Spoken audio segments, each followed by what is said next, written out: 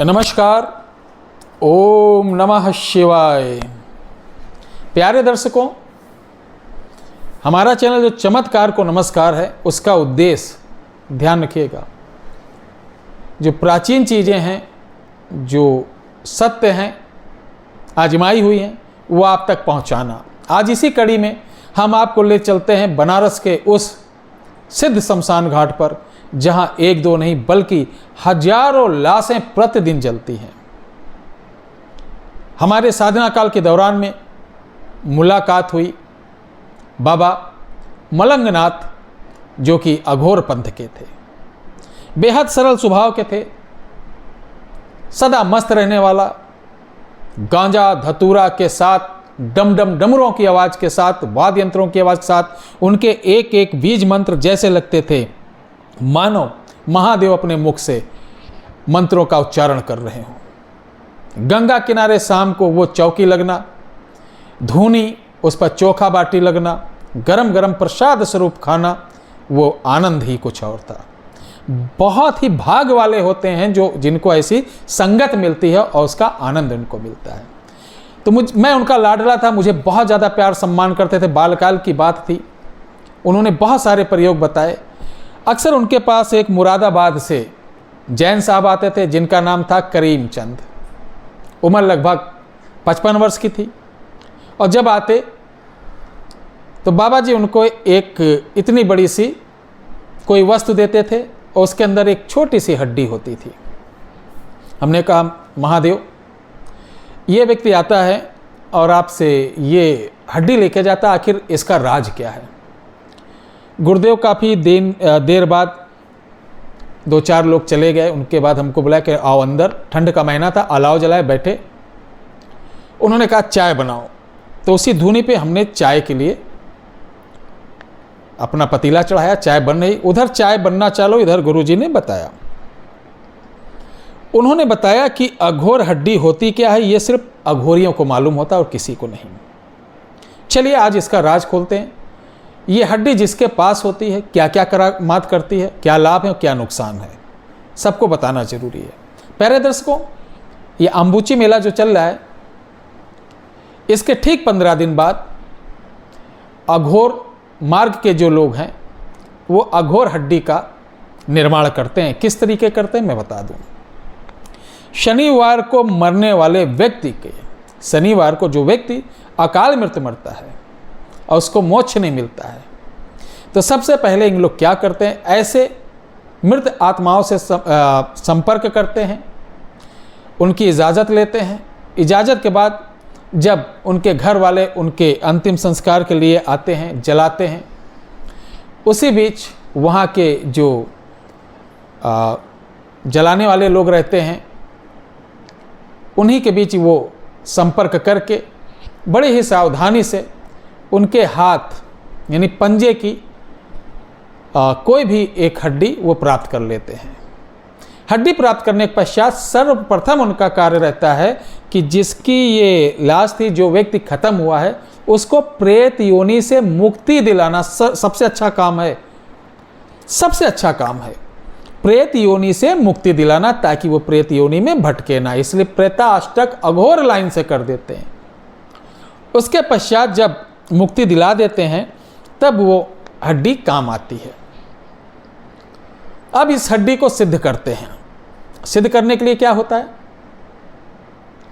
सर्वप्रथम इसको चंदन के लेप से लेपा जाता है, फिर सौ भस्म से, उसके पश्चात पीली राल से तपाया जाता है। तपाने के बाद इस हड्डी को केटकी बोलते हैं उसे, जिस पे लाश लाते हैं, बांस में पोल नहीं होता, उस पोल के अंदर रख देते हैं, इतने बड़ा काट कर उसे केटकी देते हैं। उसके अंदर रख कर उसी शमशान में उसको गाड़ देते हैं, और उसके ऊपर आसन लगा के अघोर मंत्र का, त्रियाजली नाम का मंत्र, जिसे बोलते हैं त्रियाजली, इस मंत्र का जाप करना चालू करते हैं। 3 दिन के अंदर अंदर हड्डी जो रहती है उछलना, खिटखिट जैसे डमरू बजता है, उस तरीके का साउंड आना चालू हो जाता है।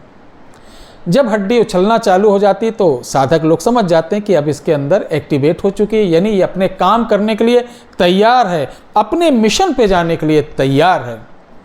साधक लोग पुनः उस पर भोग देकर उस हड्डी को निकाल लेते हैं। निकालने के पश्चात इस हड्डी से नाना प्रकार के कार्य लेते हैं, जैसे कोई गायब हो गया हो, नहीं पता चल रहा है, हड्डी को सामने रख कर शराब की बूंद देते हैं और उसी मंत्र का उच्चारण करके उसको आदेशित कर देते हैं कि ये व्यक्ति फलां का बेटा, फलां की पत्नी, फलां का जो भी रिलेशन लगता हो, ये कहीं भी हो, किसी हालत में हो, इसको ढूंढ कर लाओ, पता लगा के आओ, लाओ फिर हाल लाओ।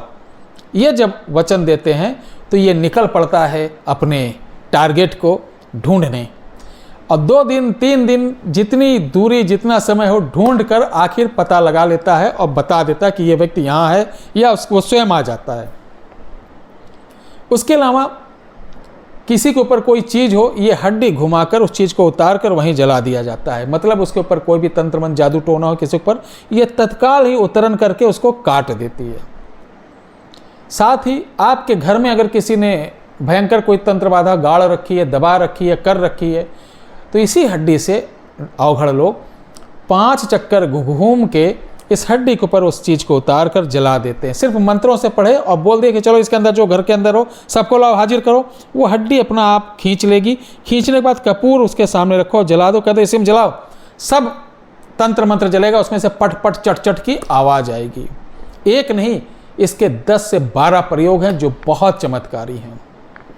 प्यारे दर्शकों, छोटे मोटे प्रयोग तो आप बगैर गुरु के कर भी सकते हैं, लेकिन बड़े प्रयोग गुरु का संग रहना, साथ रहना बहुत ज़रूरी है।